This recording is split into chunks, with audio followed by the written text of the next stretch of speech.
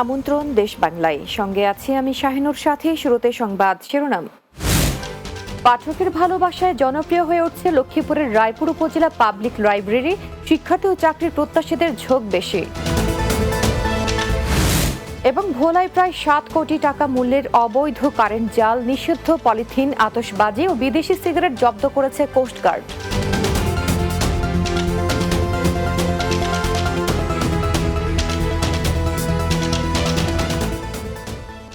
শুনছিলেন শিরোনাম, এবার বিস্তারিত। লক্ষ্মীপুরের রায়পুর উপজেলা পাবলিক লাইব্রেরি পাঠক বাড়ায় দিন দিন জনপ্রিয় হয়ে উঠছে। পাঠকের পদচারণায় মুখর হয়ে উঠেছে প্রশাসনের উদ্যোগে গঠিত এই জ্ঞানের বাতিঘর।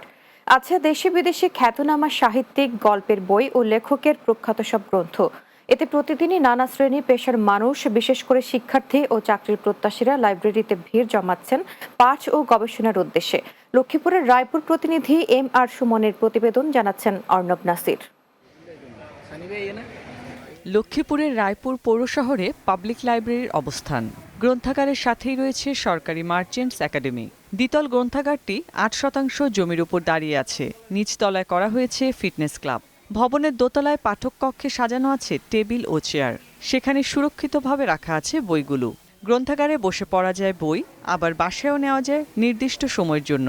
রায়পুরের মধ্যে যে সেন্ট্রাল লাইব্রেরিটা আছে, এখানে মোটামুটিভাবে আমাদের পরিবেশটা সুন্দর, প্লাস হচ্ছে আমাদের এখানে বই পড়ার অনেক বেশি সুযোগ সুবিধা রয়েছে। আমাদের মাদ্রাসার একাডেমিক পড়া এখানে পড়াশোনা করা যায়। বই পড়ার জন্য রয়েছে আলাদা আলাদা কর্নার। শুক্রবার ও অন্যান্য সরকারি ছুটি ছাড়া প্রতিদিন সকাল 10টা থেকে রাত 8টা পর্যন্ত পাঠকদের জন্য খোলা থাকে গ্রন্থাগারটি। শিক্ষার্থী সহ বিভিন্ন পেশার পাঠকের চাহিদার কথা মাথায় রেখে আধুনিক ব্যবস্থা নেওয়া হয়েছে। এই পাবলিক লাইব্রেরিটা হয়েছে আমাদের জ্ঞান আরোহণ করার জন্য যে একটা বড় মাধ্যম। বইগুলা আমরা এখান থেকে সংগ্রহ করি। বই পড়া মানুষের অন্যতম একটি শখ, যা মানুষের জীবনকে অন্য একটি ধারায় আনতে পারে। পাবলিক লাইব্রেরি সাহিত্য সংস্কৃতির বিকাশ, জ্ঞানার্জন ও শিল্প সংস্কৃতি কেন্দ্রিক বিনোদনের ক্ষেত্রে গুরুত্বপূর্ণ ভূমিকা পালন করছে। এখানে বয়স্ক ব্যক্তিত্ব, আমাদের শিক্ষক সহ ছাত্রছাত্রীরা খুব সুন্দরভাবে এবং সময় নিয়ে তারা এখানে লাইব্রেরিতে মনোযোগী হতে পারছে এবং বিভিন্ন ধরনের বই তারা পাচ্ছে। বিভিন্ন জাতীয় দিবসে শিশুদের চিত্রাঙ্কন, আবৃত্তি ও রচনা প্রতিযোগিতার আয়োজন করা হয়। News desk, Bangla TV. নড়াইলে জাতীয় নাগরিক পার্টি এনসিপির কেন্দ্রীয় নেতাদের আগমন ও পদযাত্রা সফল করার লক্ষ্যে লিফলেট বিতরণ করা হয়েছে। শনিবার নড়াইলের রূপগঞ্জ বাজার এলাকায় এই কর্মসূচি পালিত হয়। এ সময় জাতীয় যুবশক্তি এনসিপি এর কেন্দ্রীয় যুগ্ম সদস্য সচিব মাহমুদা সুলতানা রিমি, এনসিপির নড়াইলের সংগঠক সামিরা খানম, সংগঠক নাজমুল ইসলাম উজ্জ্বল, বৈষম্য বিরোধী ছাত্র আন্দোলনের নড়াইল জেলার যুগ্ম সদস্য সচিব সাদমান শুভ সহ অন্যরা উপস্থিত ছিলেন। পাবনার ঈশ্বরদীতে বিএনপির কর্মী সভা অনুষ্ঠিত হয়েছে।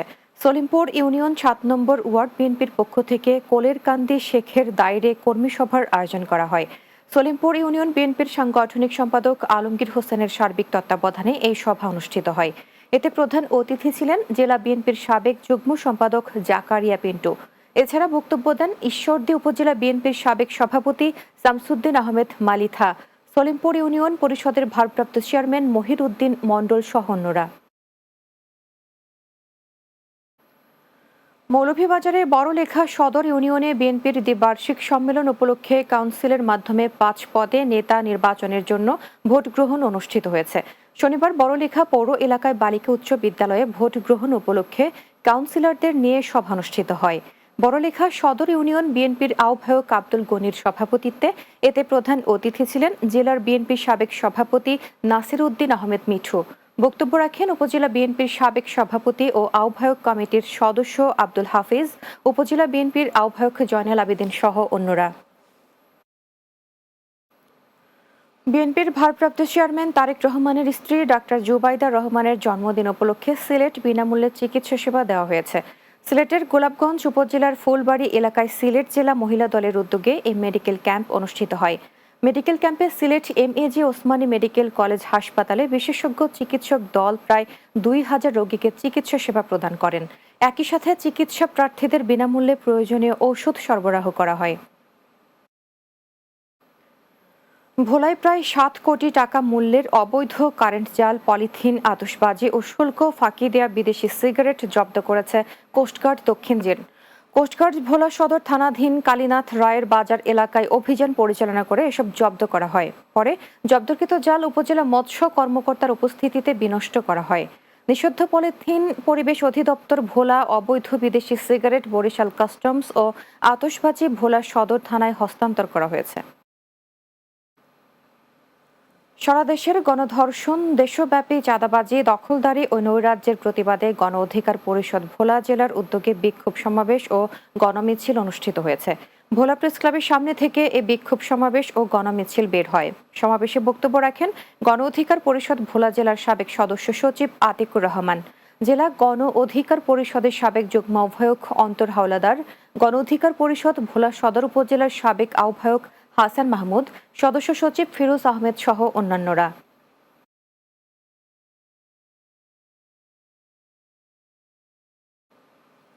দেশ বাংলায় নিচ্ছি বিরতি, ফিরে আসার পর অন্যান্য সংবাদের সাথে আরো যা থাকছে।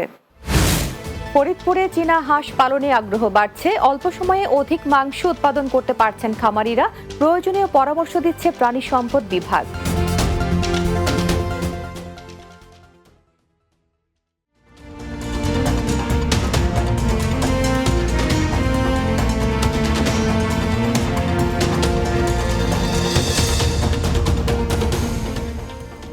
বিরতির পর দেশ বাংলায় স্বাগত আরও একবার।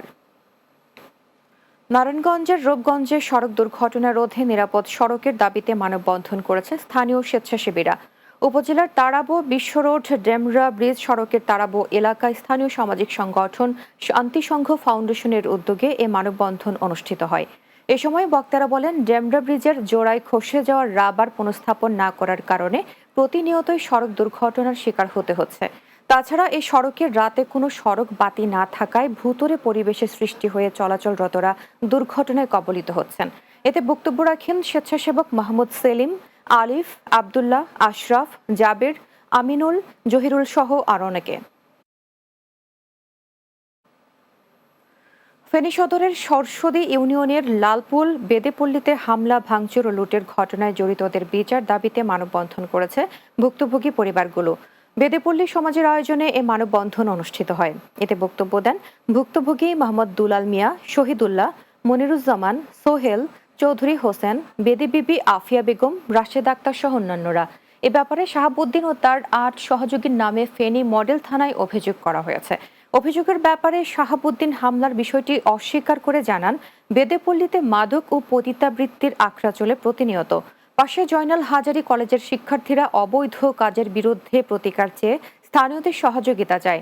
এই হামলায় তাকে ফাঁসাতে প্রতিপক্ষ ভাঙচুর করেছে বলেও শাহাবুদ্দিন অভিযোগ করেন।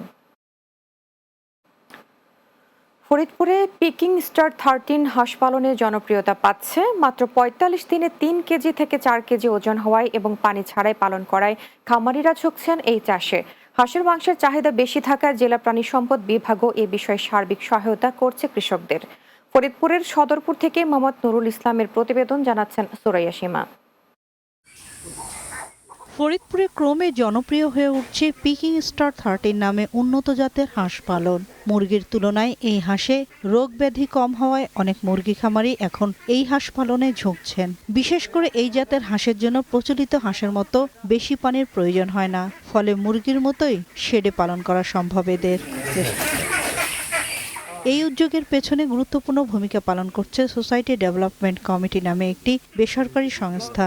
বিভিন্ন উপজেলায় 25 জনের বেশি খামারিকে 50টি করে হাঁসের বাচ্চা, ভ্যাকসিন, খাদ্য এবং প্রয়োজনীয় পরামর্শ দিয়ে সহায়তা করছে এসডিসি।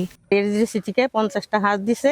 শুধু হাঁস দেয় না, হাঁসের খাবার দিছে, ভ্যাকসিন দিছে। দেশি হাঁসগুলো তো পানি ছাড়া করা যায় না, যে কারণে আমি এই হাঁস পালনে উৎসাহিত বেশি হয়েছে। সারা দেশে যে পেকিং হাঁসের যে এই জাতের হাঁস পালনের যে একটা গতিশীলতা আসছে, এটা আরো উত্তরোত্তর বাড়বে, দেশের আমিষের চাহিদা পূরণ হবে। ফরিদপুর জেলা প্রাণী সম্পদ বিভাগ জানিয়েছে, হাঁসের মাংসের চাহিদার কারণে খামারিদের সহায়তা করছেন তারা।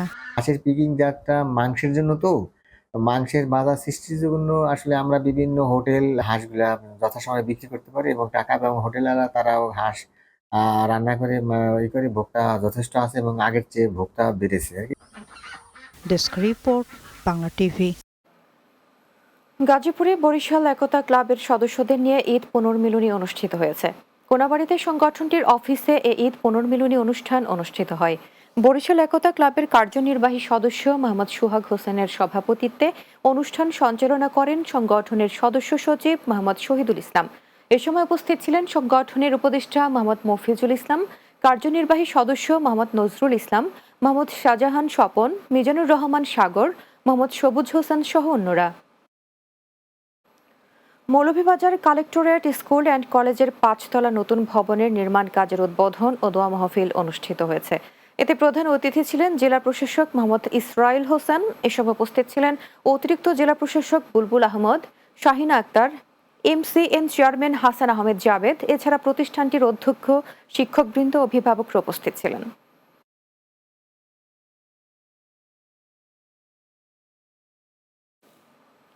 শেষ করব দেশ বাংলা, যাবার আগে শিরোনামগুলো আরো একবার। পাঠকের ভালোবাসায় জনপ্রিয় হয়ে উঠছে লক্ষ্মীপুরের রায়পুর উপজেলা পাবলিক লাইব্রেরি। শিক্ষার্থী ও চাকরির প্রত্যাশীদের ঝোঁক বেশি। ভোলায় প্রায় 7 কোটি টাকা মূল্যের অবৈধ কারেন্ট জাল, নিষিদ্ধ পলিথিন, আতশবাজি ও বিদেশি সিগারেট জব্দ করেছে কোস্টগার্ড। এবং ফরিদপুরে চীনা হাঁস পালনে আগ্রহ বাড়ছে। অল্প সময়ে অধিক মাংস উৎপাদন করতে পারছেন খামারিরা। প্রয়োজনীয় পরামর্শ দিচ্ছে প্রাণী সম্পদ বিভাগ।